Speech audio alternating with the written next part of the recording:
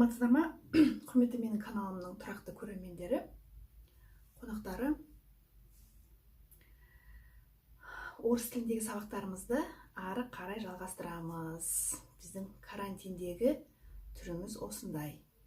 Неше күн далаға шықпасаң, аздап өз-өзіңе қарамай кетеді екенсің. Дегенмен де қазір ешкімнің де жағдайы қарқ болып тұрған жоқ. Не болса да осы қалпымызда үйде тыныш отырып, ешқайда шықпай, сабағымызды оқып, кітабымызды оқып, балалармен үйде ойналатын ойындарды ойнап, аман-есен осы карантиннен аман-есен шығайық бәріміз. Сонымен 9-шы сабақ орыс тілінен бүгінгі айтайын дегенім, әлі де зат есімдер тақырыбын жалғастырамыз. Екінші склонениеге жататын зат есімдермен тоқталамыз. Бұл сабақтар орыс тіліндегі қазір бірнеше сабақ қойы, осы бірінші, екінші, үшінші склонение, сосын разно склоняемые деген бар, әртүрлі склонениеге жатасын, сосын не склоняемый дегендер бар. Осы тақырыптар кішкене скучный, но жаңағы орыс тіліндегі білімнің базасына, іргетасын қалау үшін өте маңызды. Сол үшін қандай скучный болса да, дәптеріңізді алып, жазып, кішкене уақытыңызды бөліп, қазір енді жұмысқа бармаймыз, үйде отырмыз, уақыт көп қой. Осы уақытты өзімізге бір пайдалы нәрсеге жұмсайық. Осыны жақсылап жаттап алсаңыз, бірінші склонениенің окончаниесі септіктер бойынша септілгенде былай өзгереді.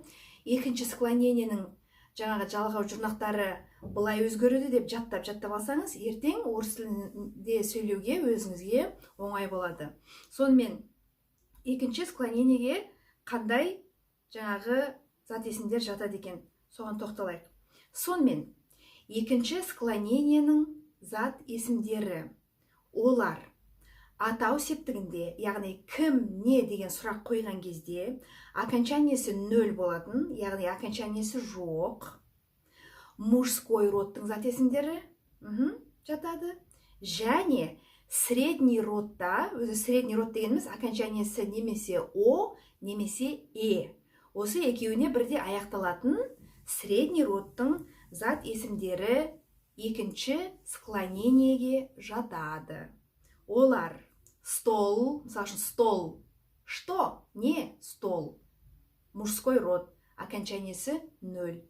Келесі телефон, мужской род. Что? Телефон, окончаниесі 0. Окно, окно деп жазамыз, окно, окончаниесі оға бітіп тұр, средний род. Окей? Собрание, собрание деп жазамыз, окончаниесі еге бітіп тұр, средний род. Осылар екінші склонение бойынша септеледі. Ол қалай? Ол былай. Мысалы үшін, стол деген сөзді қазір біз сіздермен бірігіп септейміз. Окей? Мысалы үшін, именительный падеж. Что? Стол. Мысалы, в середине комнаты стоит стол. Бөлменің ортасында үстел бар. Родительный падеж. Чего? Стола. Уже окончание а қосылды. В моей комнате нет чего? Нет стола. Менің бөлмемде үстел жоқ. Келесі, дательный падеж. Чему? Столу. У болып өзгерді енді окончание. Этому столу 30 лет. Этому столу. Сколько лет? 30 лет. Чему? Чему 30 лет? Этому столу. Мына стөлге 30 жыл болған, 30 жыл болған стөл деген сөз. Ары қарай. Винительный падеж. Я вижу, что стол. Мен сіздерге айтқам, винительный падежде жанды зат есім болса кого деп сұрақ қоямыз, ал жансыз зат есім болса что деп сұрақ қоямыз деген, Окей. Вижу старый дубовый стол. Еменнен жасалған ескі стөлді көріп тұрмын деген сөз. Келесі, творительный падеж. Чем? Мына жерде көмекші сөз бар, доволен деген. Доволен чем? Доволен столом. Мысалы үшін, өзіңіз стол жасап шығардыңыз, өзіңіз столды жасап қойдыңыз да, соған риза болып қарап тұрсыз. Я доволен столом, которого я сам сделал. Мына жерде мынандай мысал бар. Он ударил зверя маленьким столом. Ол аңды кішкентай үстелмен ұрып жіберді, соғып жіберді. Яғни қандай да бір затты басқа затпен ұрғанда, біз затпен ұрды дейміз, например, үстелмен ұрды, оқтаумен ұрды дейміз, олар скал кой дейді, оқтау скалка, чем скал кой, үстелмен ұрып жерді, кішкентай столиктер болады ғой, үстелмен ұрып жерді деген. Ударил столом дейміз. Есімізге сақтаймыз осы жұрнақтарды, соңғы құйшықтары қалай болып өзгеріп жатыр. Сол өте маңызды. Ары қарай, последний падеж.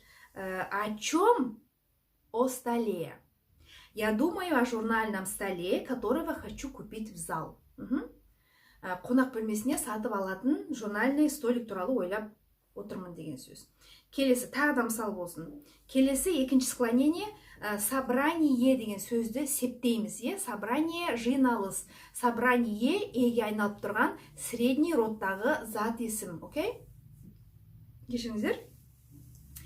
Именительный падеж. Что? Собрание. Мысалы, собрание прошло хорошо. Собрание, средний род, прошло өтті деген сөз, прошел демейміз, прошло деміз, өйткені ол средний род. Етістіктер келгенде тағы да толығырақ түсіндірем. Хорошо, жиналыс жақсы өтті деген сөз. Ары қарай кеттік. Ничего, нет собрания. Мысалы, сегодня у меня нет собрания. И я деп өзгереді. Нет, родительный падежде. Дательный падеж. Чему? Собранию. Собранию нужно придать другой формат. Аудармасы. Жиналысты басқа форматта өткізу керек. Собранию нужно придать другой формат. Винительный падеж. Что? Я вижу или не вижу, да? В календаре вижу собрание. Жиналыстарды жоспарлайтын календарлар болады, өздеріңіз білесіздер, компьютерде. Сол туралы айтып отыр. Творительный падеж. Чем? Собранием. Я доволен сегодняшним собранием. Бүгінгі өткен жиналысқа ризамын. Яғни ойымдағыдай болды, өзім жоспарлағандай өтті деген сөз. Ары қарай кеттік. Предложенный падеж о чем? О собрании. Төбесі түртілмеген екі и тұрғанда и деп айтамыз. О собрании. Я думаю о собрании, которое прошло не очень успешно. Ойдағыдай өтпеген жиналыс туралы ойлап отырмын. Келесі, окно. Бұл да средний род, бірақ та оға аяқталып тұр. Оны септейік. Вижу что? Окно. Нет чего? Нет окна. Я рад чему? Окну. Я вижу что? Окно. Я доволен чем? Окном. Я думаю о чем? Об окне. Енді өздеріңіз көріп отырғандай, мен сіздерге оңай болу үшін осындай таблица түрінде көрсетіп қойдым. Атау септігінде окончаниесі нөлмен аяқталатын мужской родтағы зат есімдер және средний родтың о немесе әріптеріне аяқталатын зат есімдері екінші склонениеге жатады және мына таблицада көрсетілгендей септеледі. Мысалы үшін мужской род 0 окончаниесі болса, именительный падежде окончание жоқ болады, родительный падежде а дегенді қосасыздар, дательный падежде ол у болып өзгереді, винительный падежде окончание жоқ, творительный падежде он дейміз, предложенный падежде дейміз. Келесі, средний родтағы зат есім о мен аяқталып тұрса, именительный падежде о мен аяқталады, родительный падежде а деп өзгертеміз окончаниені, дательный падежде у деп өзгертеміз, винительный падежде о деп өзгертеміз, творительный падежде ом деп өзгертеміз, предложенный падежде деп өзгертеміз.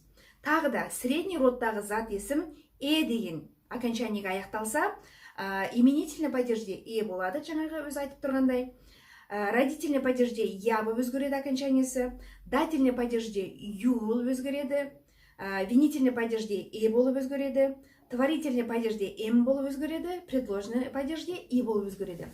Енді осы таблицаға қарап отырып, басқа да осы средний родтың оға аяқталатын, средний родтың еге аяқталатын, немесе мужской родтың нөлмен аяқталатын зат есімдерін өзіңіз таңдап алып, кітаптан алыңыз, интернеттен алыңыз.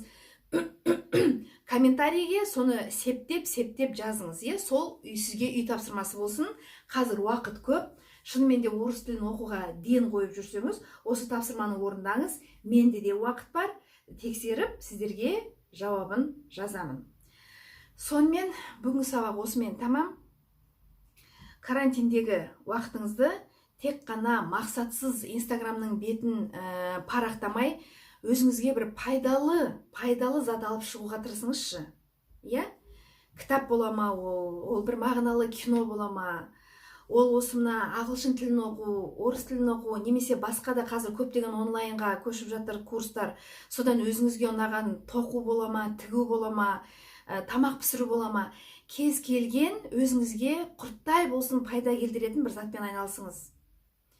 Сол кезде біртүрлі өз-өзіңізге көңіліңіз толып, өз-өзіңізге деген сенімділігіңіз нығая түседі. Ал ешқандай пайдалы затпен айналыспасаңыз, күні кешке дейін ұйықтап, немесе сол мақсатсыз Facebook қарап, мақсатсыз Instagram қарасаңыз, өз-өзіңізге көңіліңіз толмайды. Сондықтан да аман есен карантиннен білімімізді жетілдіріп, денсаулығымызды нығайтып, аман есен шығайық. Сабақ ұнап жатса лайк басыңыздар, ерінбей, жалықпай пікір жазыңыздар. Келесі сабақта кездескенше сау болыңыздар.